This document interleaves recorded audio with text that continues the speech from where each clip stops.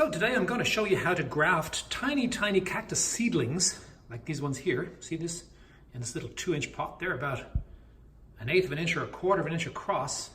And we're going to graft those on top of this leafy cactus here, which is called Pereskiopsis. I think it's native to Mexico or Brazil or somewhere.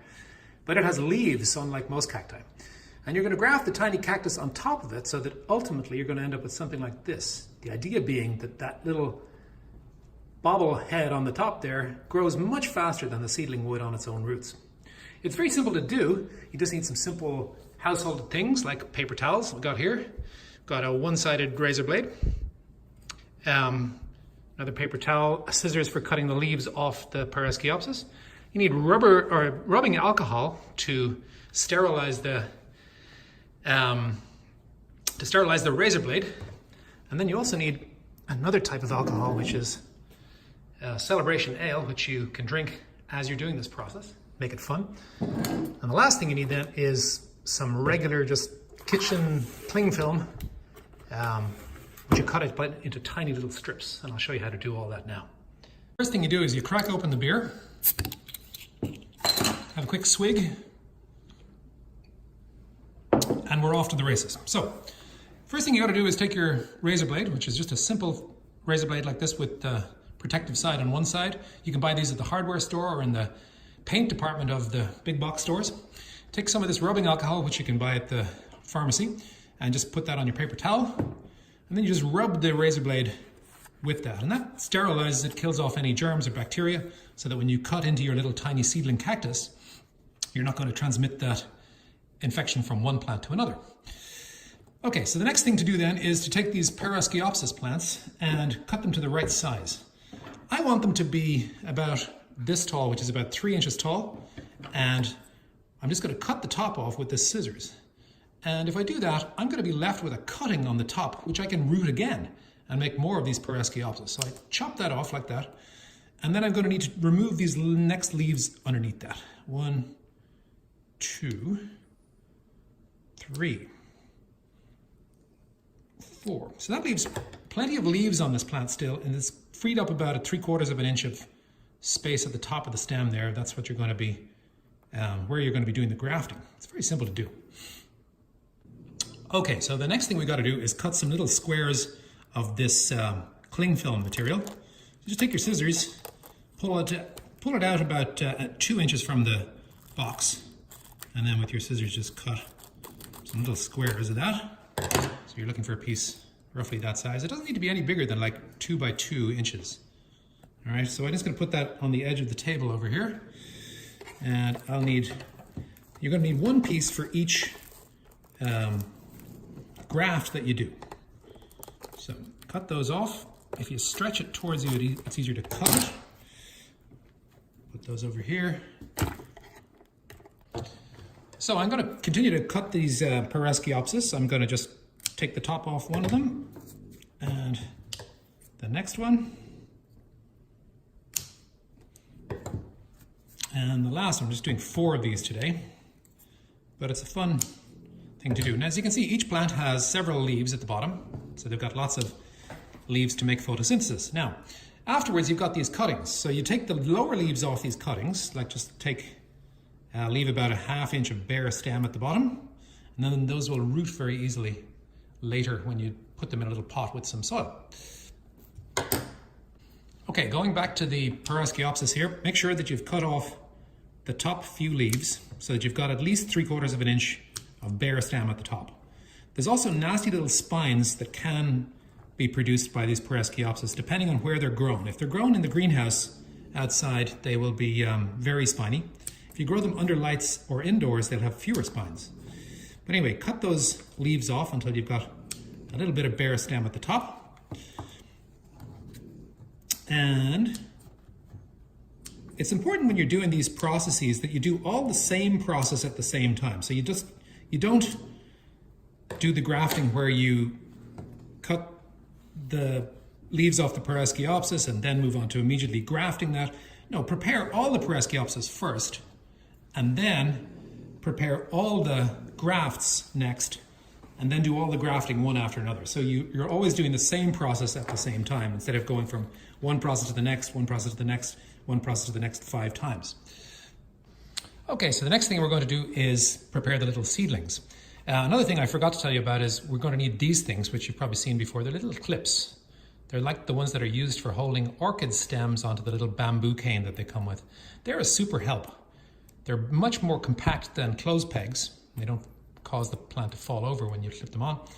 And you can buy these very inexpensively on Amazon. Okay, so here's what we're going to be grafting. These are these tiny little seedlings of a mammillaria. It's Mammillaria schumannii. I just happened to grow that one from seed.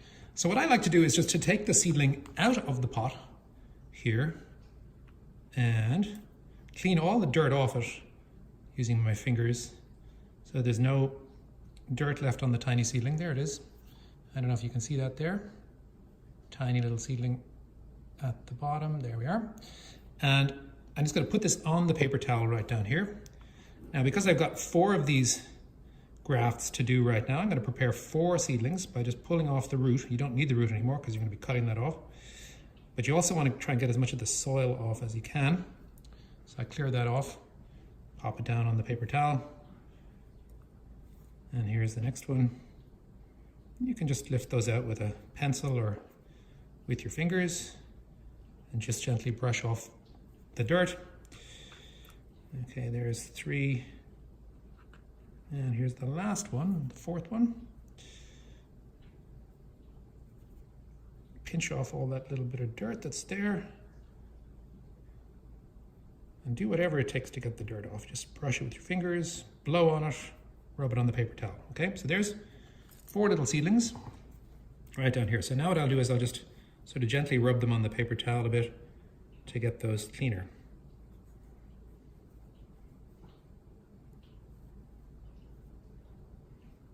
This really helps because if you're trying to do this one at a time and there's dirt involved, it'll be a real mess.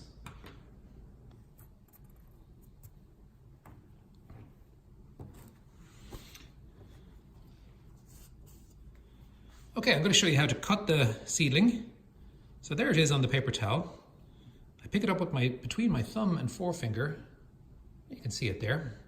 And I'm going to cut off the root end. I'm going to cut it around the equator of the plant so that it's around the fattest part of it. So that you've got a nice big fat piece that sits on top of the razor blade. Just like that, right? The other piece was underneath the razor blade and it's going to be brushed away. Okay, so there's your little seedling right on top of the razor blade. Then you bring over your trusty Pereskiopsis. And what I'm going to do now is cut a little tiny slice off the very top of that to give us a brand new fresh wound there. And just cut it against your finger again. It's not going to cut you if you do it gently. Lift that piece off. And then you can just put your blade there and slide the little plant, the little tiny seedling right on top of that. And you can push it into the place where it's more or less in the middle. Don't worry too much about trying to get it all aligned with the cambial rings and any of that stuff. Most of the time, the seedling, if it's roughly the same diameter as the stem of the Pereskiopsis, it'll be just fine. So then, you take a little piece of your cling film that you've had cut into the 2-inch square, and you gently put that over the top of the seedling. So this is where that goes. Just gently let it fall over it, like that. And then you sort of mold it down over the stem. And now it's giving you a nice downward pressure on that little tiny grafted piece. And that'll make it nice and snug. And it'll stop it drying out as well. That's the main purpose of that little cling film stuff. It puts downward pressure on it and stops it drying out. Now, if you want to do the whole belt and suspenders thing, put an orchid clip on as well, and it won't fall off on you.